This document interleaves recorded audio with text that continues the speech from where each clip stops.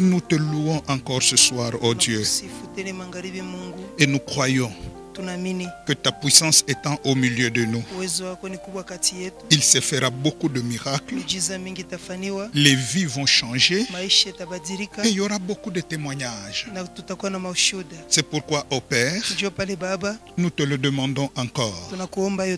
Accepte une fois de plus que ta gloire soit au milieu de nous. Et que ces moments, Seigneur, qui sont des moments de jeûne et prière, soient des moments de grande transformation. Et particulièrement, oh Dieu, aujourd'hui que c'est la fin du mois, que cela apporte la fin du malheur dans la vie de ton peuple, afin que nous commencions une nouvelle saison par ta grâce. C'est pourquoi nous consacrons ce moment à ta grâce. Ouvre l'entendement spirituel de mon frère et de ma soeur, et laisse que le Saint-Esprit nous conduise en toutes choses, afin que le nom du Seigneur Jésus-Christ soit glorifié. Lui qui est mort pour nous à la croix, lui qui est ressuscité, qui est assis à la droite du Père et qui règne à jamais. À lui la louange et la gloire. Alléluia. Amen. Alléluia. Amen. Que le nom puissant du Seigneur Jésus-Christ soit glorifié. Amen. Amen, amen, amen. Amen. Nous sommes en train de travailler dans notre thème. Tout pleinement en Jésus-Christ. Tout en Jésus-Christ. Tout ce que nous cherchons, nous trouvons en Jésus-Christ. Nous l'avons vu dans Colossiens chapitre 2. Nous n'allons pas le relire aujourd'hui. Paul dit, nous avons tout pleinement en lui, en Jésus. Et dans Acte 17, 28, parmi les choses que nous avons en Jésus, Paul nous donne 3 grands éléments. Et il dit, car en lui, nous avons la vie, le mouvement et l'être. Tout nous avons en Jésus. Mais il y a 3 grands éléments que nous avons en Jésus-Christ. Nous pouvons désirer l'argent. Nous pouvons désirer de grandes richesses.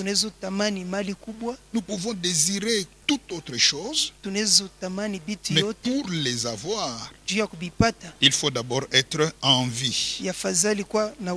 Amen, amen, amen. En lui, nous avons la vie, le mouvement et l'être. Alléluia. Alléluia. Amen. Nous allons lire notre texte de ce soir. Luc chapitre 13, verset 10 jusqu'au verset 16. Luc chapitre 13, verset 10 à 16. Un texte qui est connu, une histoire d'une femme qui est courbée, et Jésus lui apporte la délivrance. Luc chapitre 13, verset 10 à 16. Je m'en vais lire pour tout le monde au nom puissant du Seigneur Jésus-Christ. Amen. Jésus enseignait dans une des synagogues le jour de sabbat. Et voici, il y avait là une femme possédée d'un esprit qui la rendait infirme depuis 18 ans. Elle était courbée et ne pouvait pas du tout se redresser. Lorsqu'il la vit, Jésus lui adressa la parole et lui dit, « Femme, tu es délivrée de ton infirmité. » Et il lui imposa les mains. À l'instant, elle se redressa et elle glorifia Dieu. Mais le chef de la synagogue, indigné de ce que Jésus avait opéré cette guérison un jour de sabbat, dit à la foule, Il y a 6 jours pour travailler. Venons donc vous faire guérir ces jours-là, et non pas les jours de sabbat. Hypocrite, leur répondit Jésus. Est-ce que chacun de vous, le jour du sabbat, ne détache pas de la craie son bœuf ou son âne pour le mener boire? Et cette femme, qui est une fille d'Abraham, et que Satan tenait liée depuis 18 ans, ne fallait-il pas la délivrer de cette chaîne le jour de sabbat? Alléluia. Amen. Que l'Éternel ajoute une grande bénédiction à la lecture de sa parole. Amen. Amen, amen, amen. Amen. En lui, Jésus, Ndani yake Yesu nous avons la vie, tuna le uishi, mouvement et l'être. kwenda na umutu. Et hier, nous avons vu Jana tuliona qu'en Jésus-Christ, nous avons la vie. ndani ya Yesu Kristo tunaishi. Et nous avons compris beaucoup de choses sur la vie. Nous n'allons pas y revenir. Tulielewa vitu mingi juu ya kuishi, lakini hatutavirudilia. Et ce soir, nous passons au deuxième élément que nous avons en Jésus. Na hii magharibi tupite kukitu kia pili tunakyo ndani ya Yesu. Car nous vivons pour Christ et nous vivons en Christ. Tunaishi juu ya Kristo, tunaishi ndani ya Kristo. Et le deuxième élément, selon Paul, Kitu kia pili kinajulikana, en Jésus, nous avons le mouvement. ndani ya Yesu tunakwenda. Après la vie, c'est le mouvement. Baada ya kuishi ni kwenda. Le mouvement veut dire l'activité, Basi tendo, le fait de bouger, hiyo hali ya kutembea, kutenka, le fait de se déplacer. hali ya kuhamishwa, C'est ça le mouvement.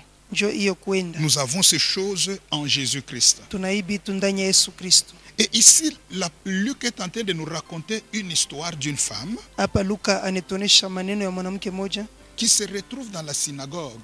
mwenye anilikuta katika sinagogi. Et Jésus vient enseigner dans cette synagogue. Katika ile sinagogi Yesu anakuwa kufundisha. Il voit la femme Anaona mwanamke, et Jésus lui adresse une parole. Yesu anamwambia neno, Femme, mwanamke, tu es guérie de ton infirmité. umefunguliwa kwa ulemavu wako. Et Jésus lui impose la main.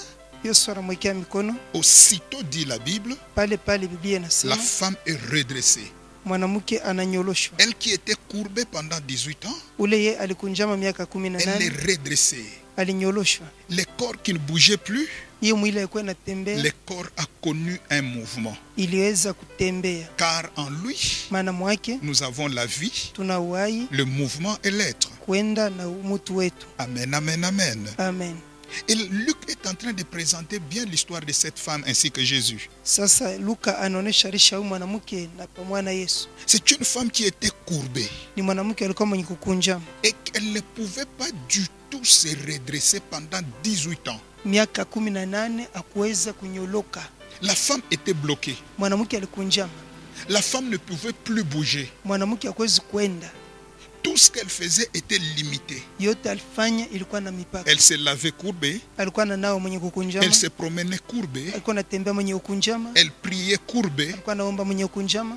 Elle mangeait courbée. Mwenye kula mwenye kukunjama. Elle dormait courbée. Alikuwa analala mwenye kukunjama. Dans tout ce qu'elle faisait, Yote alikuwa anafanya. elle était limitée dans son sens de mouvement. Basi alikuwa na mipaka hali yake ya kuenda. Les gens qui la voyaient Batu walikuwa namuona, pouvaient peut-être dire: baliweza kusema oh, mais sûrement qu'elle est frappée d'une douleur lombaire. kweli eko na douleur lombaire, Peut-être que ce sont des disques qui sont abîmés. wala ni madiske inaribika, Non, ce sont des vertèbres qui ne fonctionnent plus. ile mifupa haitumike tena mzuri, Il lui faut peut-être faire un peu de kiné. inampasha kukine kidogo. Mais malgré tout cela, Ingawa ile yote 18 ans sans solution. miaka 18 bila jibu, Mais un seul jour a suffi siku yake ilienea pour que sa situation change. juu mambo yake badilike. Je voulais avancer avec quelqu'un pour lui dire: Nataka kuendelea na mtu nimwelezee, quelle que soit la durée de ton problème, ingawa kukawa kwa mambo yako, un jour te suffit. siku moja Et kuenea, ce jour-là, ile siku c'est ni aujourd'hui. leo. Amen. Je dis aujourd'hui, Nasema leo, ce qui ne bougeait pas kila ilikuwa inatembea bougera. kitatembea, Ce qui était courbé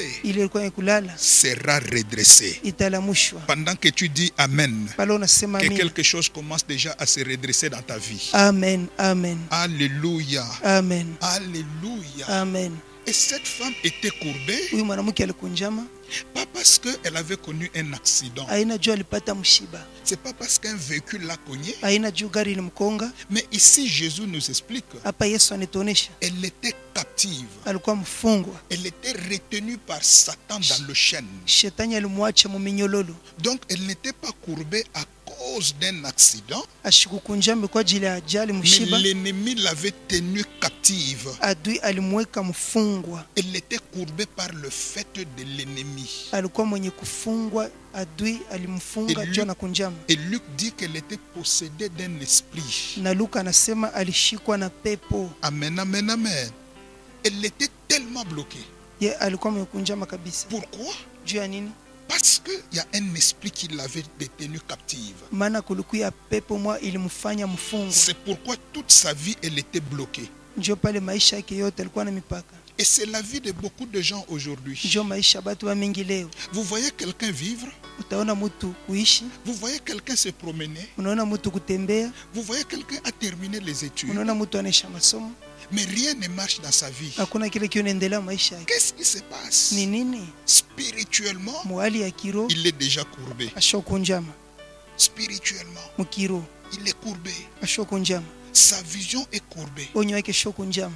Parce que cette femme, Maana mwanamke le fait qu'elle soit courbée, vile alikunjama elle ne pouvait plus voir loin. hakuwezi kuona mbali. En d'autres termes, Mama nyingine le fait qu'elle soit courbée, vile tu alikunjama, même sa vision était limitée. hata onyo yake ilikuwa na mipaka, Elle ne pouvait pas voir au-delà peut-être de 3 mètres. hakuwezi kuona pengine zaidi ya mita 3, Elle ne pouvait plus voir le soleil. hakuwezi kuona jua, La vision limitée. onyo mipaka Et tout ce qu'elle pouvait voir, yote aliweza kuona c'est la terre. ni bali bulongo, La terre. bulongo. L'esprit qui était en train de la limiter.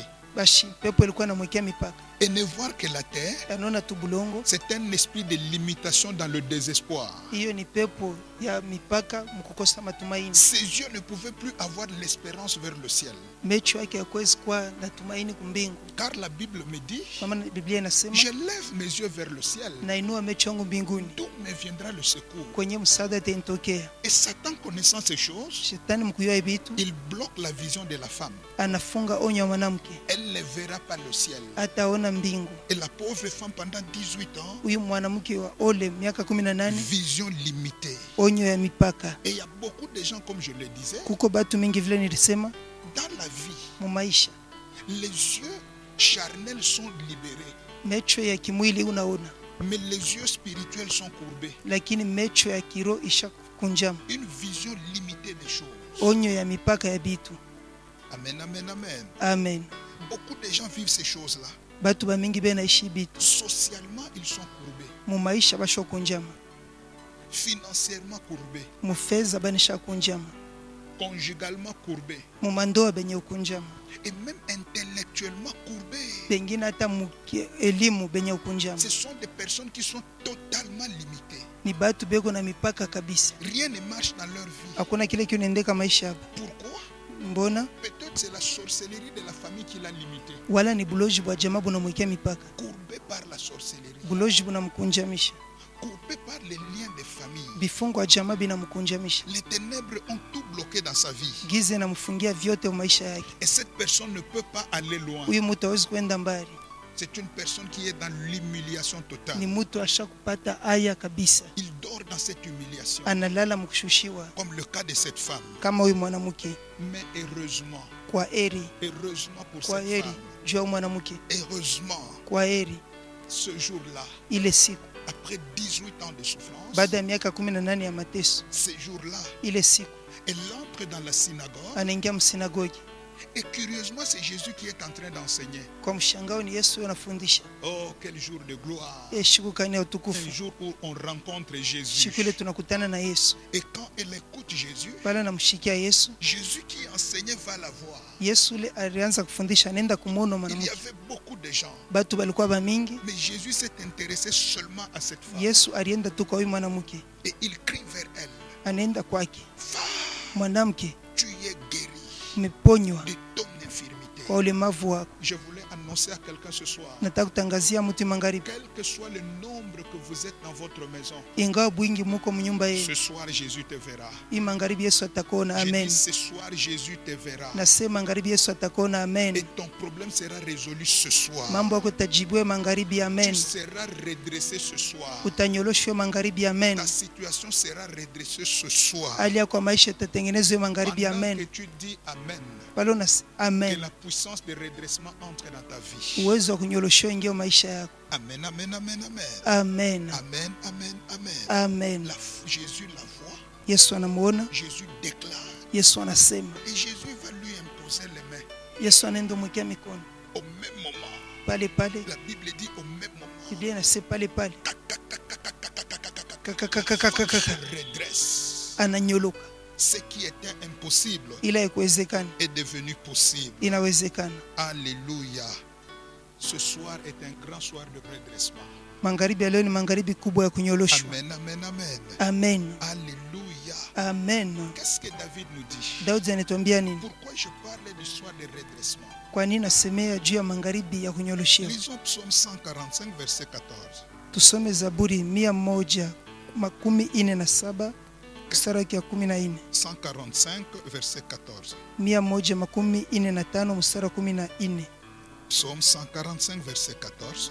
Zaburi 145 mstari wa 17. Voici ce que dit la Bible. C'est David qui le dit. Oneni kile Biblia inasema, Daudi ndio anasema. Je m'en vais lire. Nisome. L'Éternel soutient ceux qui tombent et il redresse tous ceux qui sont courbés. Alléluia. L'Éternel redresse tous ceux qui sont courbés. Anategemeza wote wanayoanguka. L'Éternel redresse combien de personnes? Bwana anategemeza watu ngapi?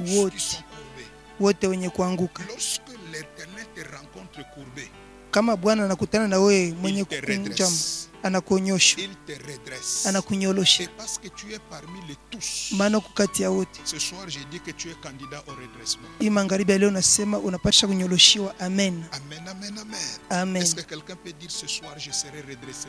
Ce soir je serai redressé. Est-ce que quelqu'un peut dire ma situation sera redressée? Ma situation sera redressée. Et comme tu l'as dit, quelque chose arrivera ce soir. Amen. Alléluia. Oh, gloire soit rendue à Jésus. Mais pour que cette femme soit redressée, pour que son corps puisse encore avoir le mouvement, car en lui nous avons la vie, le mouvement et l'être. Pour que le corps de cette femme revienne en mouvement,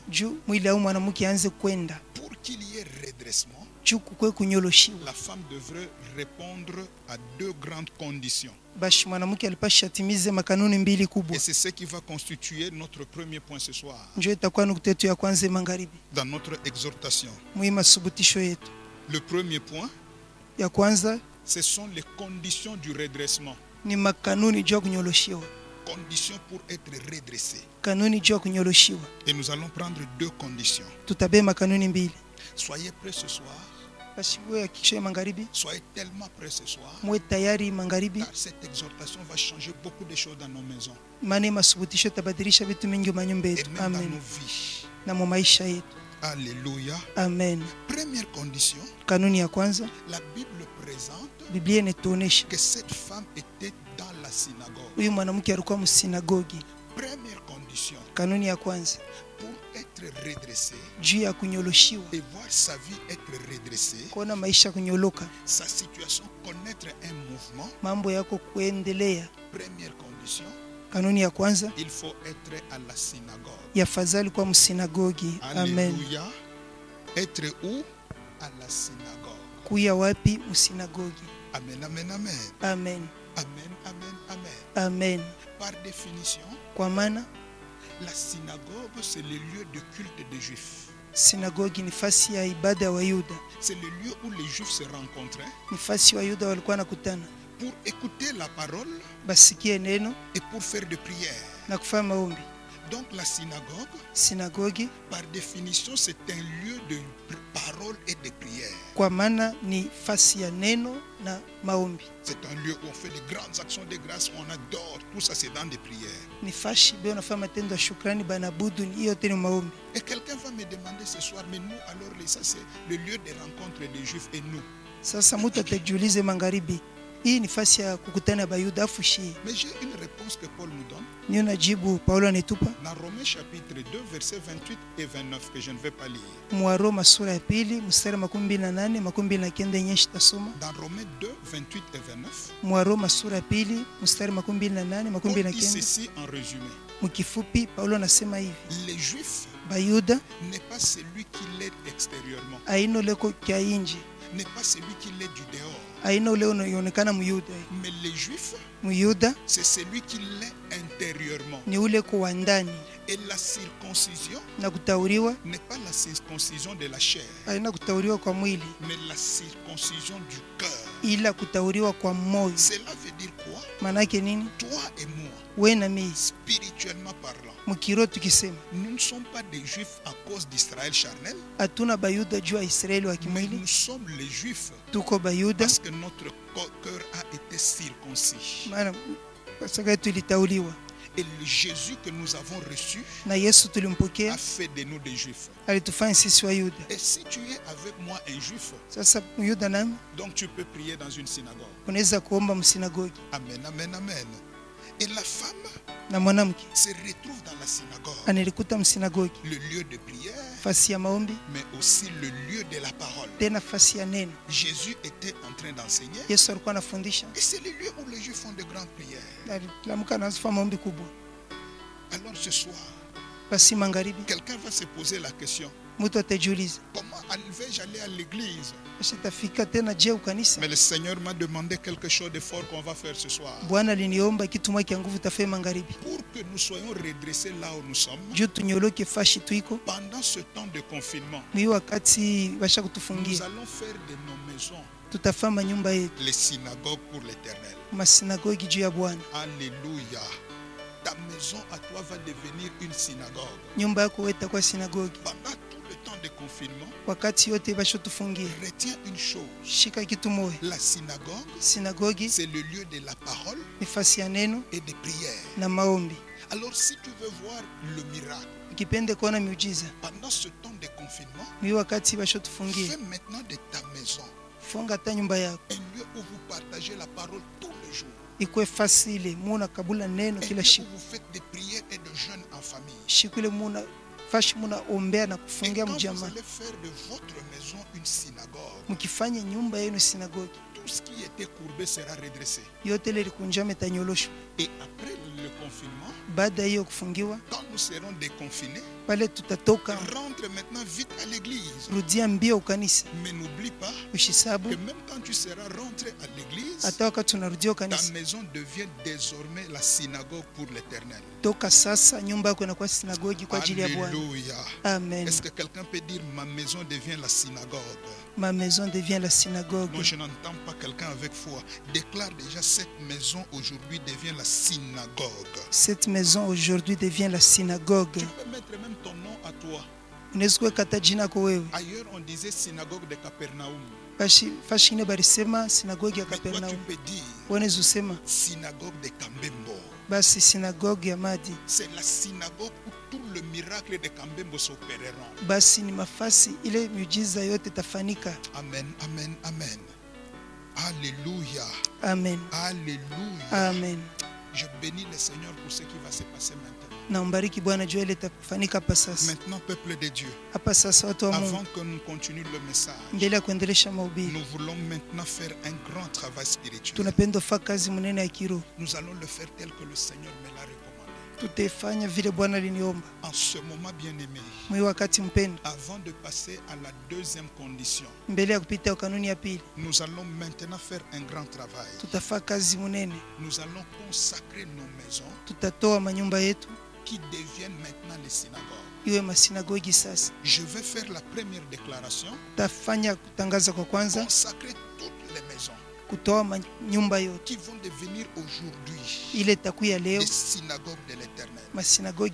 qui deviendront aujourd'hui itakuya leo de lieux de guérison, de lieux de redressement, de lieux de miracle. fasi ya majibu, fasi ya miujiza. Croyez-moi, peuple de Dieu. Muniaminie watu wa Quelque Mungu, chose va arriver ce soir à partir d'aujourd'hui dans ta maison. kitu moja kitafike magharibi kuanzia leo munyumba yako. Ça sera Amen. une maison extraordinaire. Itakuwa nyumba mastajabu. Une Amen. maison où vous aurez de grandes visitations spirituelles. Ile nyumba mtakuwa na mapeguzi kubwa ya kiroho. L'onction de Dieu va saisir certaines personnes dans leur maison. Upako wa Mungu itagusa watu wengine manyumba Car yao, Dieu va faire un grand travail. maana Mungu atafanya kazi mnene. Et ce travail, je ne veux pas le faire seul. Ile kazi sitaifanya peke, Je veux le faire avec les pasteurs qui sont présents en ces lieux. mitaifanya na bapastori benye Et beko nous hapa, allons consacrer toutes les maisons. na tutaombea manyumba yote. Alors, pendant que le pasteur avance, Pale bapastori beko wanapita, vous allez aller dans votre maison. mwe mutenda ku manyumba yenu, Vous allez toucher le mur. J'ai dit, pasteur, avancez.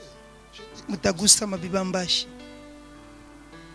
pendant ce temps, Mwi wakati le grand miracle va se passer.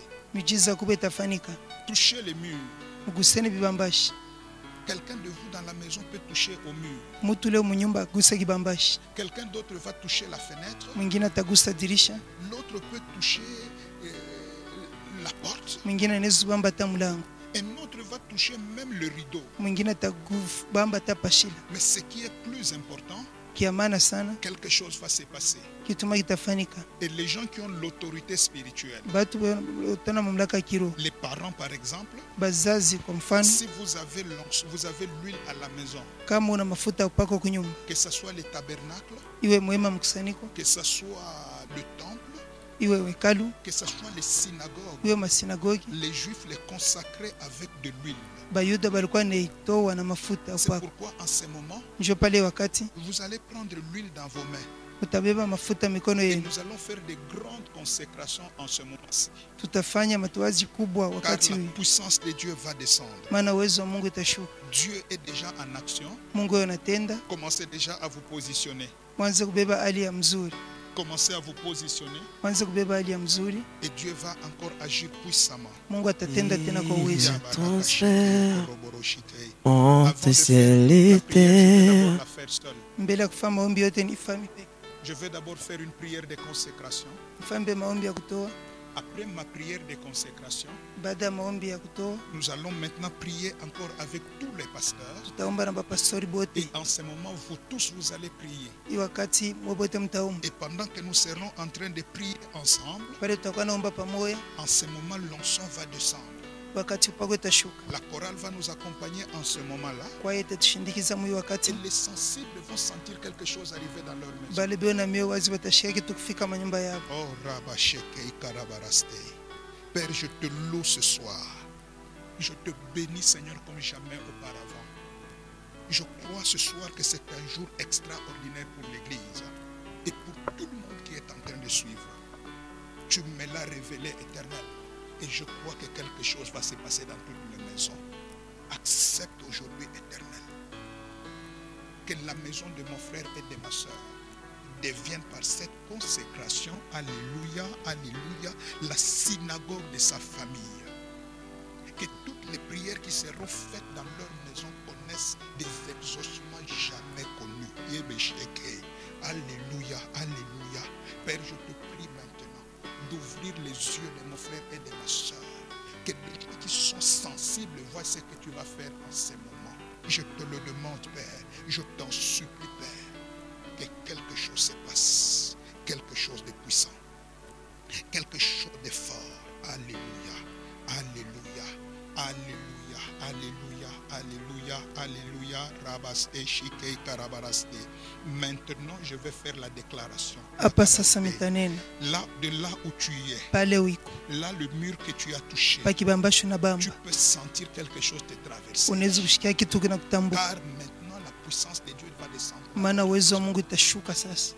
Maintenant, en tant qu'homme de Dieu, sous la révélation reçue de la part du Seigneur, désormais, ta maison à toi devient à partir de maintenant la synagogue de l'Éternel. Amen. Alléluia. Un lieu de prière, Amen. un lieu de miracle, Amen. un lieu de la parole de Dieu, Amen. un lieu d'exaucement Amen. Entends-moi et écoute-moi. Désormais, les yeux de l'Éternel sont fixés sur ta maison. Amen. Désormais, les oreilles de l'Éternel sont attentives à toute prière qui sera faite dans ta maison. Amen. Et le cœur de Dieu est attaché à ta maison. Amen. Dès aujourd'hui, le feu de Dieu est dans ta maison. Amen.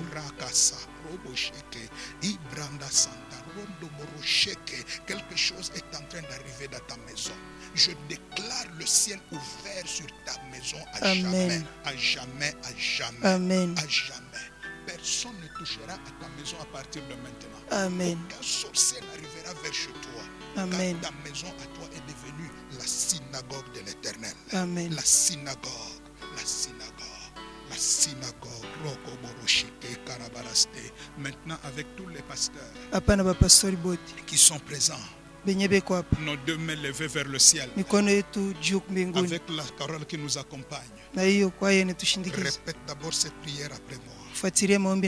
Éternel Dieu des armées, Éternel Dieu des armées, nous venons de faire un grand travail. nous venons de faire un grand Et travail. nous confirmons ce soir, Nous confirmons ce soir, le 30 avril 2020, le 30 avril 2020, désormais, ma maison à moi ma maison à moi est devenue la synagogue de l'Éternel. est devenue la synagogue de l'Éternel. Tout ce qui était courbé Tout ce qui était courbé commence à être redressé. commence à être redressé. Dans ma maison, Dans ma maison, toutes nos prières seront exaucées. toutes nos prières seront exaucées. Quiconque vit dans cette maison Quiconque vit dans cette maison ira de l'avant.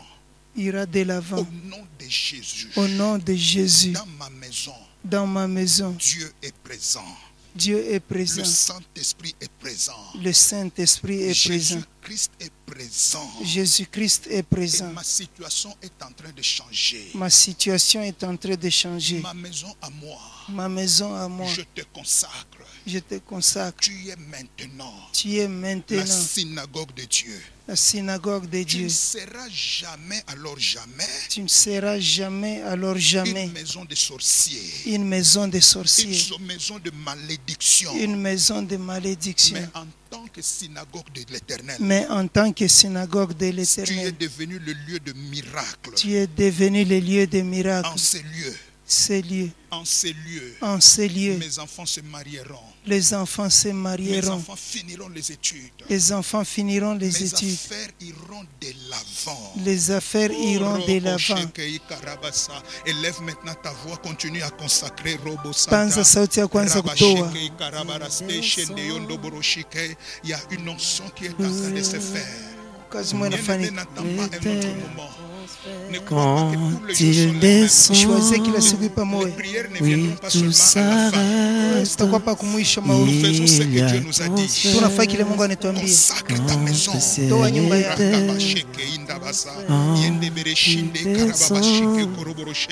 Que veux-tu que ça arrive dans ta maison?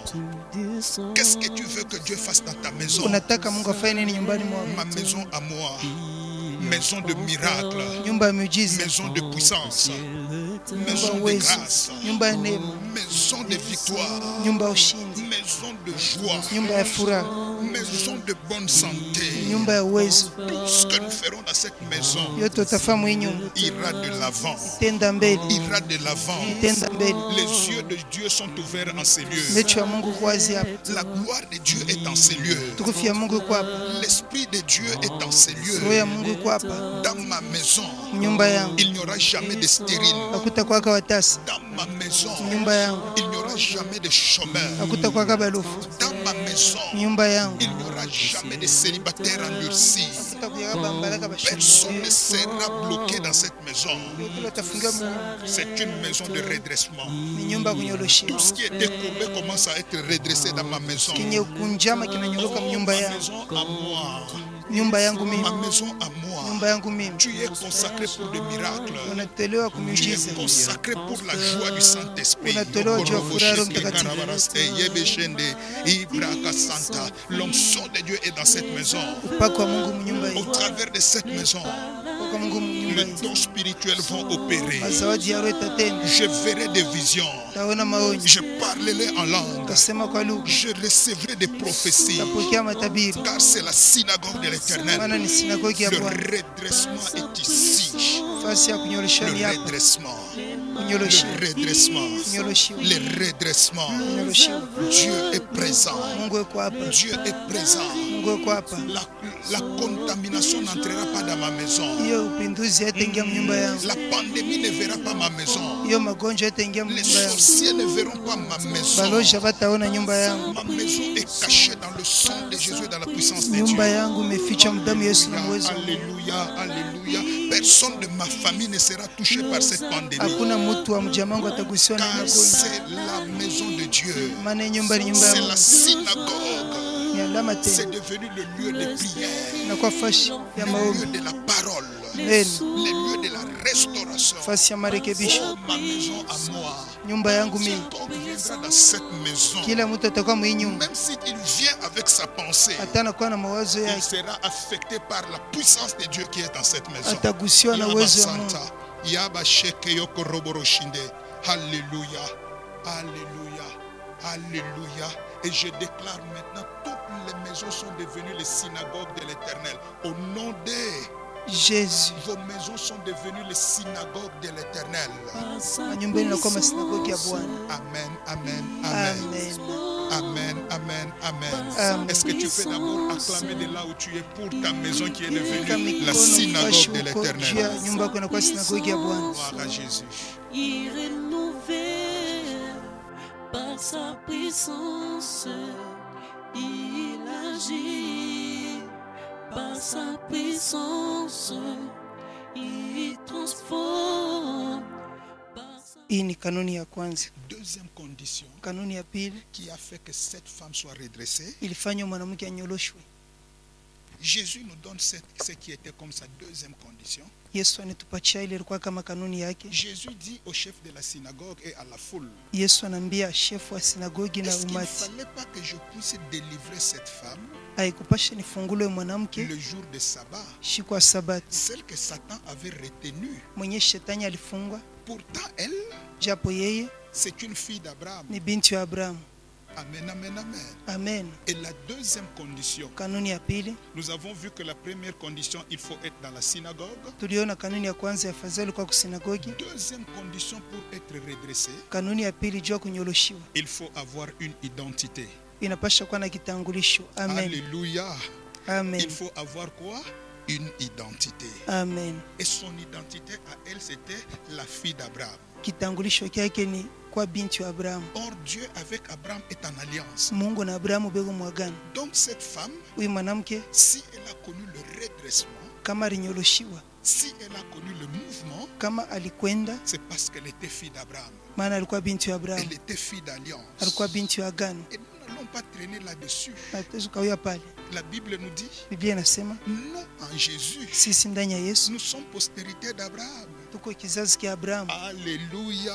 Amen. Alléluia. Amen. Voilà la deuxième clé qui va nous donner la victoire. Ijo fungu la pili tetupa ushindi. Je suis dans la synagogue, niko msinagogi, mais je ne suis pas n'importe qui. shina mtu yoyote. Je suis fils et fille d'Abraham. Mimi ni mwana na binti wa Abraham. Nous pouvons trouver cela dans un texte de Galates chapitre 3. Tunaweza ipata mwa Galatia sura ya 3. Ce qui confirme notre alliance avec Abraham. Yenye hiyo inathibitisha agano yetu na Abraham. Nous sommes fils d'Abraham. Sisi ni wana wa Abraham. Galates chapitre 3. Wa Galatia sura ya 3. Verset 26 à 29.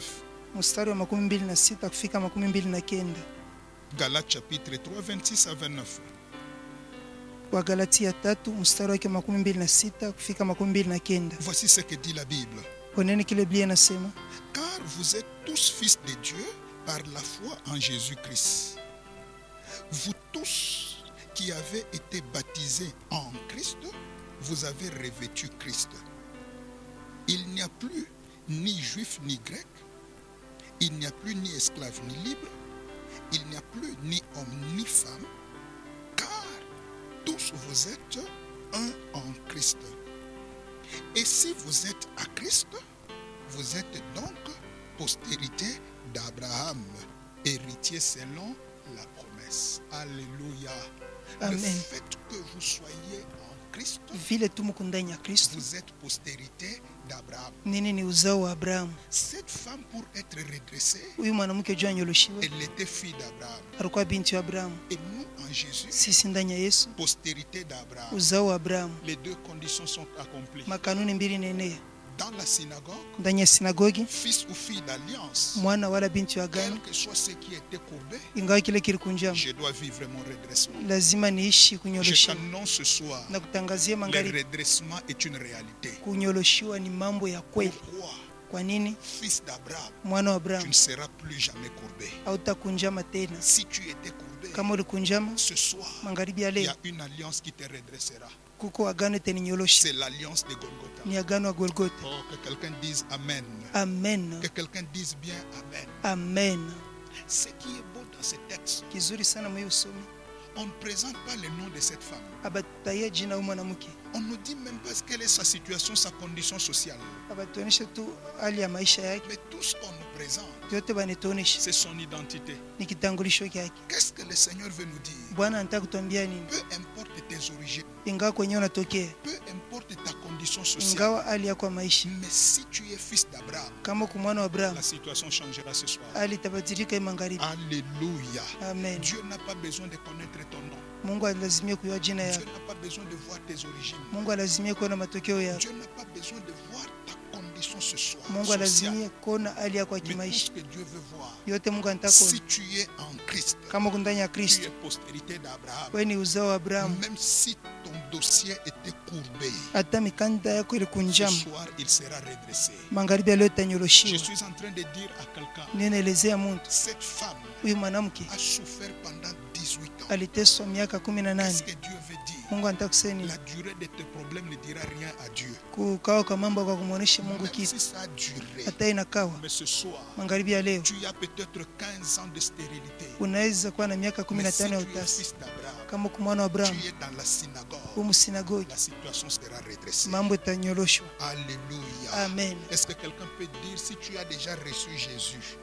Sasa mtu aseme kama Tu peux nishampokea le Yesu, dire avec assurance. sema hiyo na hakikisho. En Jésus-Christ, je suis postérité d'Abraham. En Jésus-Christ, je suis postérité Et d'Abraham je serai redressé ce soir. et je serai redressé ce soir. Mon couple sera redressé ce Mon soir. couple sera redressé ce soir. Mes finances seront redressées ce soir. Mes finances seront redressées ce Ma soir. santé sera redressée ce soir. Ma santé sera redressée ce Oh, soir. j'annonce à toute la postérité d'Abraham Natangazia uzao wote wa un Abrahamu, grand rendez-vous ce soir. mkutano kubwa ya magharibi C'est le redressement. ni kunyoloshiwa. Oh, que quelqu'un dise Amen, je vais dire une chose. Sema mimi nisaki tumwa amen. Hey, alléluia, dis bien Amen. Amen. Je suis en train de dire à quelqu'un, Ninaambia mtu ta situation de malheur s'arrête ce soir. mambo yako ole na kome magharibi. De la Amen. même manière Vile que vile le Seigneur nous a révélé ces choses. Bwana nitufunulia hivi Aujourd'hui qui coïncide à la fin du mois, leo inapatana na mwisho wa nous mwezi, sommes le 30 avril. tuko le 30 avril. Retiens ce soir, Shike ta magharibi, souffrance s'arrête aujourd'hui. mateso yako yanakoma leo. Ton Amen. malheur s'arrête aujourd'hui. Ole yako yanakoma leo, Tes pleurs s'arrêtent vilio aujourd'hui. vyako vinakoma leo. Mais Amen. quand tu vas te réveiller demain, Pale utaamka kesho, le 1er mai, le 1er Mei, quelque chose de nouveau apparaîtra. kitu mapya sasa kitaonekana. Pourquoi? Kwa nini? En lui, Mwake nous avons la vie, tuna uzima, nous avons le mouvement tunakwenda, et nous avons l'être. tuna umutu wetu. Amen, amen, amen. Alléluia. Amen. Alléluia. Amen. Alléluia. Amen. Plusieurs vont sortir avec des témoignages. Bamingi batatoka na maushuhuda Tel que ta maison est devenue synagogue. juu ya kusema nyumba kanakuwa Tu es sinagogi. fils d'Abraham. Wewe ni mwana wa Abrahamu, Tu es fille d'Abraham. wewe ni binti wa Abrahamu. Attends-toi à un redressement de la situation. Ongojea mambo kunyoloka. Il y a des Amen. affaires qui seront redressées. Biashara vitanyoloka. Amen. Oh, je crois à ces choses. Naaminia hivi, Bien-aimé, ne regarde pas la situation du monde. mpendo, shangalie mambo ya dunia. Isaac est devenu riche alors que le monde était dans la sécheresse. Isaka alitajirika wakati dunia ilikuwa mukipwa. Dieu s'est saisi de la crise pour créer la différence. Mungu anaingilia mpaka mwile ukosefu, Et anaumba toi qui es achanisho. fils d'Abraham, Mtu ule kwa mwana wa Abrahamu tu vas vivre la différence utaishi tofauti. à Amen. cause de ton identité. Kwa ajili ya kitambulisho kyako. Alléluia. Amen. Alléluia. Amen. N'est-ce pas, la Bible dit il y a un temps pour toute chose. Shi Biblia inasema kuko wakati ya kila kitu, Il y a un temps où on est resté courbé, kuko wakati ya kubakia mwenye mais il ukunjama, y a un temps kuko wakati où on est redressé. ya kunyoloka. Or celui qui est redressé, Ula ananyoloka il peut voir loin, anaweza kuona mbali, il peut aller loin, anaweza kuenda il mbali peut faire de grandes choses. na kufanya vitu binene. Et le deuxième point pour terminer en quelques minutes. Basi nukta ya pili juu ya kumaliza, Le premier point, ya kwanza c'était les conditions de redressement. ni kanuni ya kunyoloshiwa. Et le deuxième point, Nukta ya pili, nous voulons voir une seule arme, l'arme de redressement. tuone tu silaha tu moja ya kunyoloshiwa Ce qui a fait que cette femme soit redressée. yenye ilifanya mwanamke anyoloshwe. C'est vrai qu'elle était au temple comme tout le monde. Kweli alikuwa kwa hekalu sabati yote, Elle n'était pas la seule fille d'Abraham. ashukwe binti mwa Abrahamu. Tout le monde était fille d'Abraham. Kila mtu alikuwa binti wa Abrahamu, Du moins toutes les juives et tous les juifs. bayuda bote banaume na Ils banamuke sont postérité d'Abraham. ni kizazi kia Abrahamu. Et dans la synagogue, il y avait beaucoup de gens. Msinagogi mulikuwa batu wa mingi. Mais qu'est-ce qui a fait qu'elle seule soit redressée? Nini ilifanya mmoja tu anyoloke? Qu'est-ce qui a fait qu'elle vive son miracle à elle? Nini ilifanya aishi muujiza wake? Et là, c'est là que je parle de l'arme de redressement. Pale juu anataya silaha ya kunyoloshiwa. L'arme qui apporte le redressement. Hiyo silaha inaweza kunyolosha. L'arme qui redresse les situations. Hiyo silaha unalamusha mambo. La Bible déclare, Biblia inasema, retrouvons ce texte. tuoneni usome. La Bible déclare, Biblia inasema, je lis le verset 12 et 13 de Luc chapitre 13. nasoma Luka 13 mstari wake wa 12 na 13. Luc chapitre 13, je prends le verset 12 et 13. Luka sura yake ya 13 nianze kwa kusoma mstari wa 12 na 13. Voici ce que dit la Bible. Oneni kenye Biblia inasema, Lorsque Jésus la vit, Jésus lui adressa la parole et lui dit, femme, tu es délivrée de ton infirmité. Quelle puissante parole. Et il lui imposa les mains. Il lui imposa quoi? Les mains. Amen. À l'instant, elle se redressa et glorifia l'Éternel. Amen. Alléluia. Amen. Je voulais dire à quelqu'un, Nataka kuambia Mungu, l'arme du redressement silaha ya qui a kunyolosha fait que cette femme ilifanya mwanamke puisse vivre un miracle au aishi milieu de tous muujiza les Juifs. kati ya Wayuda wote. Cette arme Hiyo silaha s'appelle les mains de l'Éternel. inaitwa tu mkono wa Bwana. Alléluia. La Bible parle tantôt de la main de l'Éternel, tantôt des mains de l'Éternel. Biblia inasema samwa juu ya mkono ya Bwana, samwa mikono ya Bwana. Jésus lui impose les mains. Yesu anamwekea mikono, Jésus met ses mains sur la femme. Yesu anamtilia mwanamke mikono. Or la Bible me dit, Biblia inaniambia quand Dieu touche une montagne, kama Mungu anagusa mlima elle devient fumante. inakuwa ya shimoka. Quand Dieu touche, Kama Mungu anagusa quelque chose arrive. kitu mmoja kinafikaka. Et écoute ce que je dis, note ça pour ta vie. Shikia mimi nasema uyanjike juu ya maisha yako. Quand Dieu touche, Mungu akiguse Satan lâche. shetani anacha. Amen. Alléluia. Amen. Quand Jésus touche, Wakati Yesu anagusa Satan lâche. shetani anacha.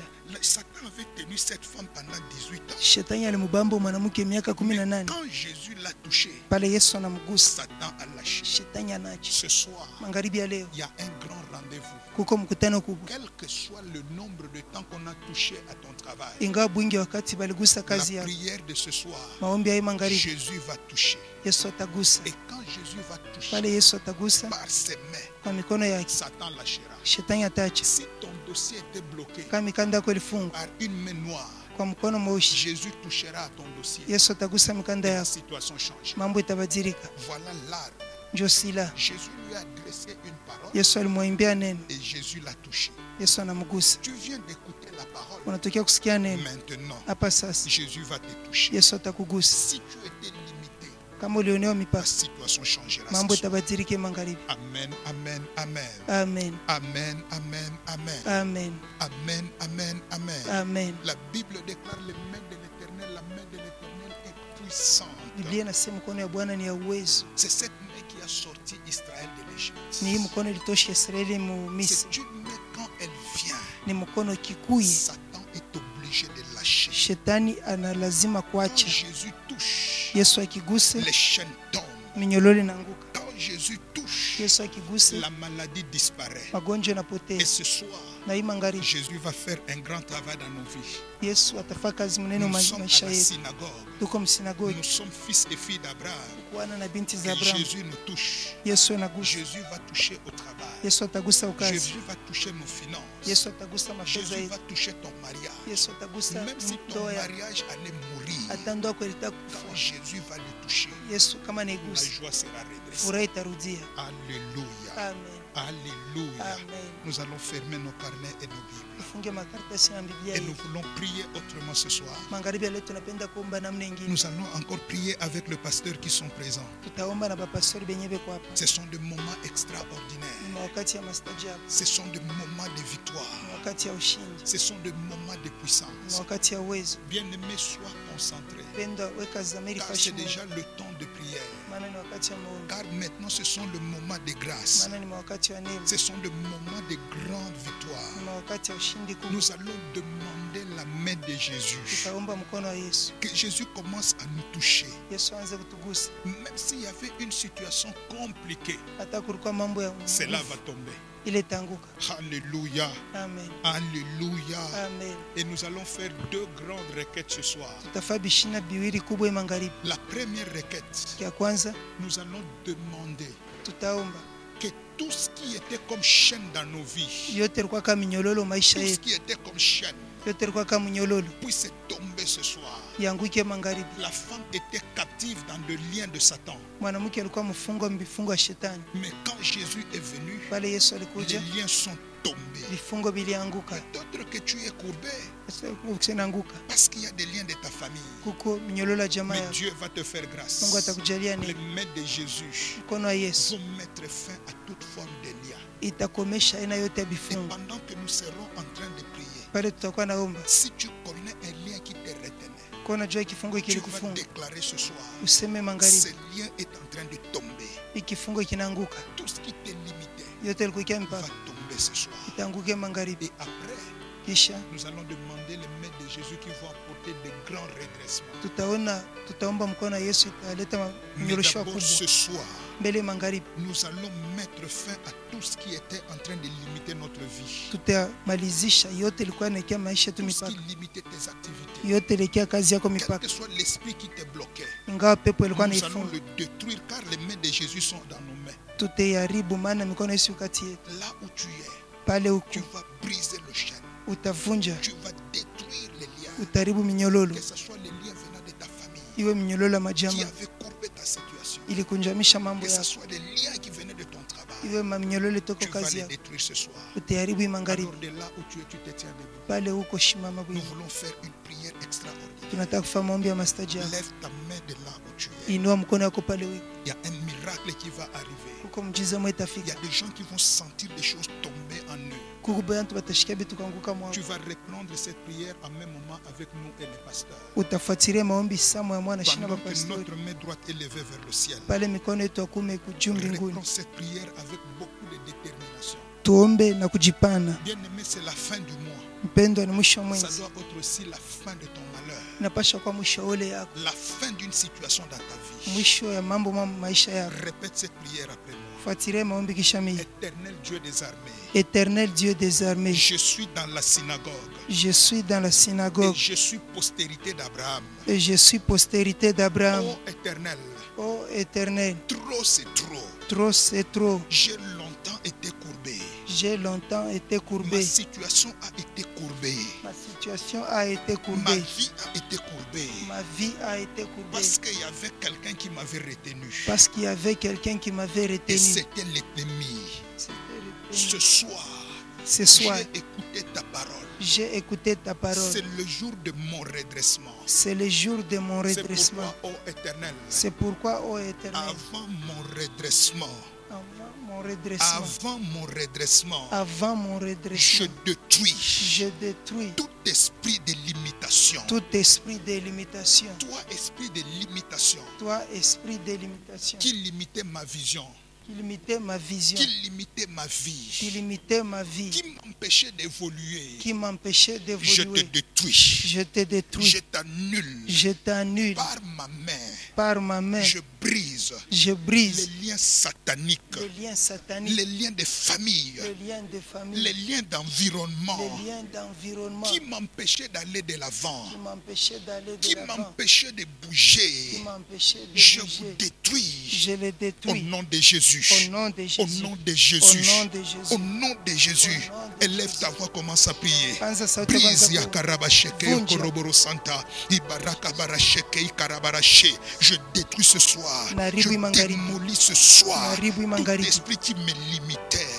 Tout esprit qui était en train de bloquer ma vie. Tout esprit qui est en train de déstabiliser ma vie. Esprit de limitation, lâche ma vie. Esprit de limitation, lâche ma vie. Esprit qui m'a fait bloquer, lâche ma vie. Lien de famille, lien d'hérédité, lien de l'environnement, toute forme de lien. La Bible déclare, brisons leurs liens, délivrons-nous de leurs chaînes. Ce soir, je brise les liens des familles. Oui, bien-aimé, brise. Oui, bien-aimé, brise. Qu'est-ce qui est en train de courber ta vie? Qui est là? Qui a bloqué ta vie? Ça peut être dans ton travail. Ça peut être dans ton travail. Il y a un chef qui a bloqué ta vie, qui a bloqué ton dossier. Il y a un chef qui a courbé ta situation professionnelle. Mais ce soir, nous détruisons ses œuvres. Nous annulons sa puissance. Je déstabilise les esprits qui travaillent même dans ton travail. Ceux qui travaillent dans ton entreprise. Ceux qui bloquent tes enfants pour évoluer. Oh bien-aimé, prie le Seigneur.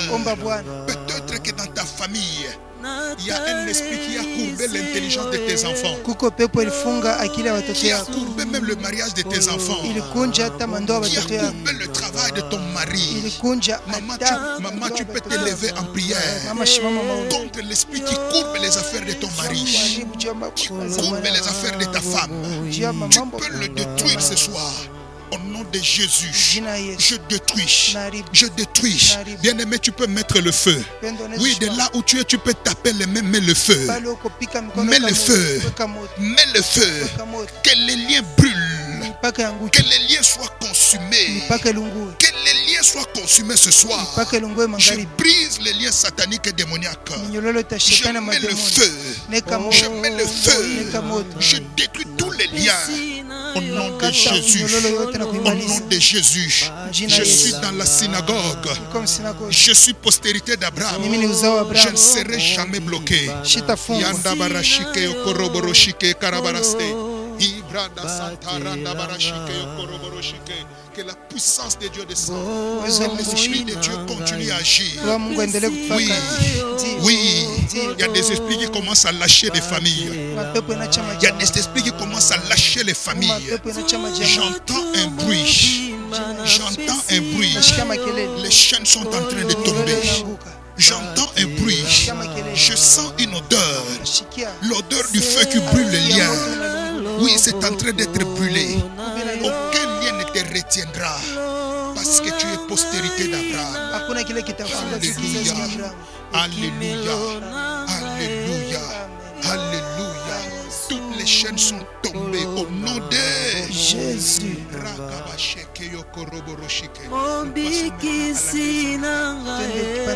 Tellement concentré maintenant. Nous allons utiliser l'arme que Jésus a utilisée.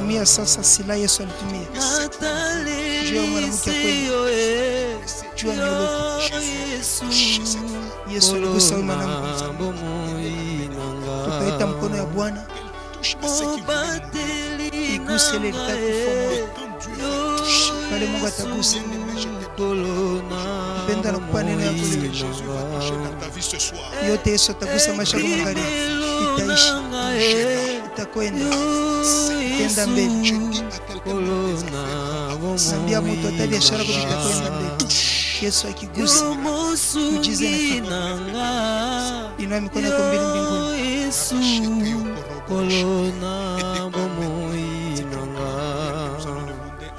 sema sasa, maana niombe kubataomba kubatu watakusiwa hata manyumba bwenu, maana hali inabadilika toka tulitoa manyumba yetu. Roho Mungu nyumba ya Roho Mtakatifu wa makutano. Batu hapa wengine bena kusiwa. Kuko manema itaishi tena. Kuma zawadi ya kiroho itaamuka. Maana kituma kia nguvu kitafanyika. Tuweke akili fashi mwatu sana. Alléluia, alléluia. Alors répète cette prière après. Fuatilia maombi kisha mimi. Et sois prêt à sentir cette main.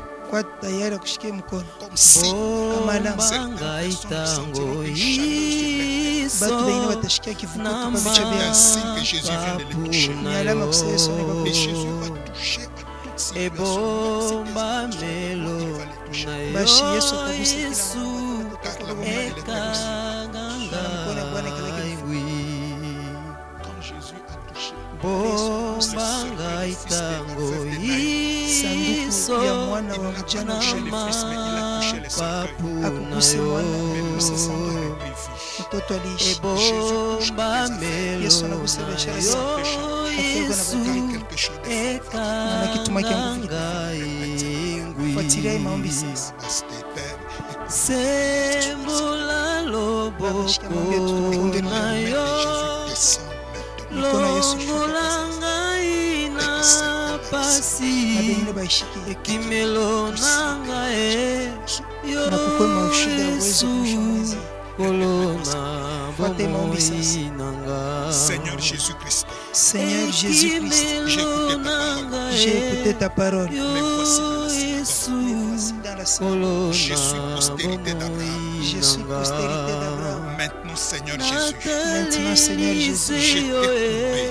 je t'ai trouvé. Aujourd'hui, je te demande, S'il te plaît, Seigneur, redresse-moi aujourd'hui. redresse-moi aujourd'hui. Redresse ma vie spirituelle. Redresse ma vie spirituelle. Redresse ma vie financière. Redresse ma vie financière. Redresse ma vie conjugale. Redresse ma vie conjugale. Seigneur Jésus, Oh Seigneur Jésus, redresse ma santé. redresse ma santé. Je vis pour toi. Je vis pour toi. Redresse-moi.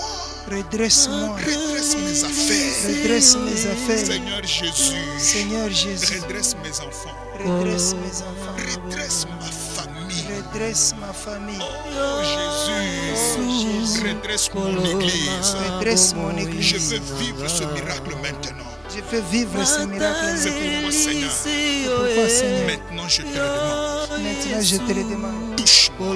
Touche-moi. Que tes mains touchent ma tête. Que tes mains touchent ma Oh, Rakabaste.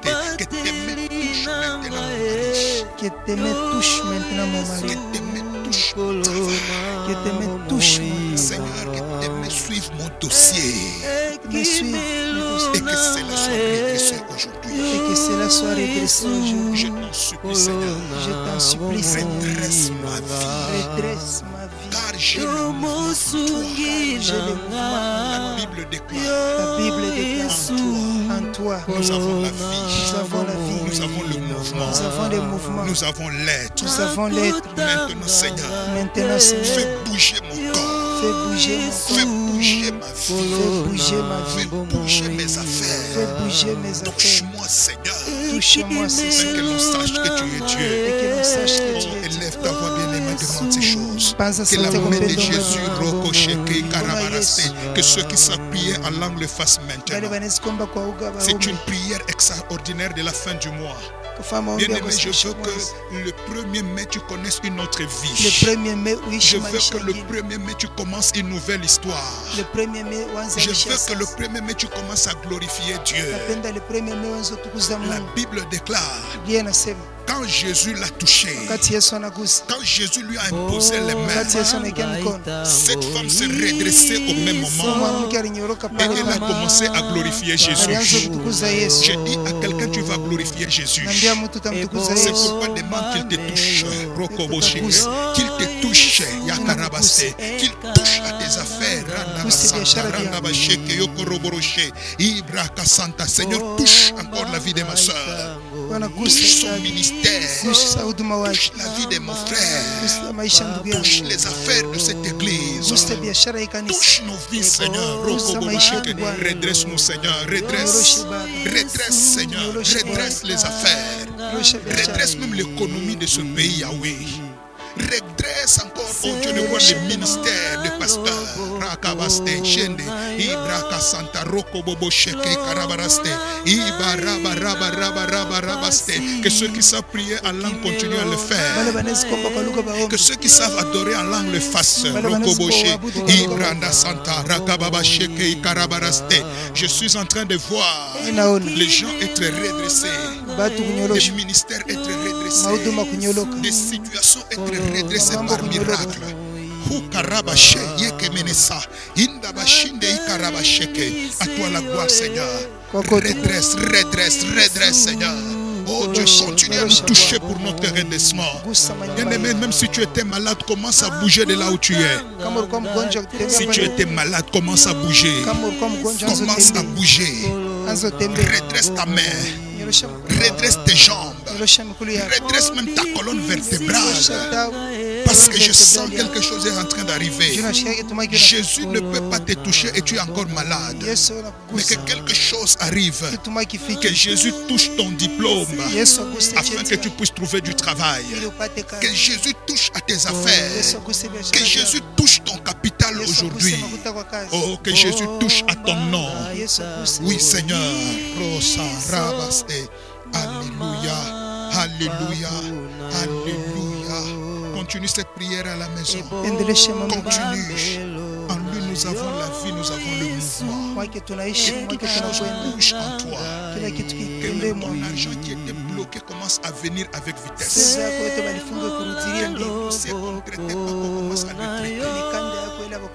Car je t'annonce, le 1er mai, tu commences une nouvelle histoire. Le 1er mai, unaanza Tu vas glorifier le nom. Parce que tu es béni. Parce que tu es fils d'Adam. Parce que ta maison est devenue la synagogue de l'Éternel. Et que la bonté de Dieu est sur toi. Je déclare ce soir tout ce qui était courbé, tout ce qui était bloqué est totalement libéré. Et tu témoigneras, tu glorifieras le nom de Jésus. Jésus-Christ est le Seigneur. Nous acclamons le roi des rois. Nous célébrons le nom de Jésus. Nous glorifions celui qui est sauveur. À lui seul la louange et la gloire. Merci Père. Au nom du Seigneur Jésus. Amen. Nous continuons la prière à la maison. Nous savons que nous sommes en jeûne. Nous mangeons le soir. Et nous nous retrouvons encore demain à la même heure. Et ça coïncide que c'est le premier jour du mois de mai. Donc ça sera un nouveau départ pour plusieurs. Sois connecté. Et nous allons encore beaucoup prier. Que Dieu vous bénisse abondamment. Voilà. Nos programmes continuent et continueront encore. Mais nous restons connectés. Des séquences qu'on envoie, ne laissez pas pour vous-même. Il y a des séquences de prières, il y a des séquences de paroles. Toutes ces choses, ayons l'habitude de le faire au lieu de partager du n'importe quoi. Faisons ce qui peut sauver des âmes et Jésus ne manquera pas de nous bénir. Et quand vous êtes en train de suivre, ayez l'habitude soit de partager, soit d'aimer, soit de commenter. Que Dieu vous bénisse.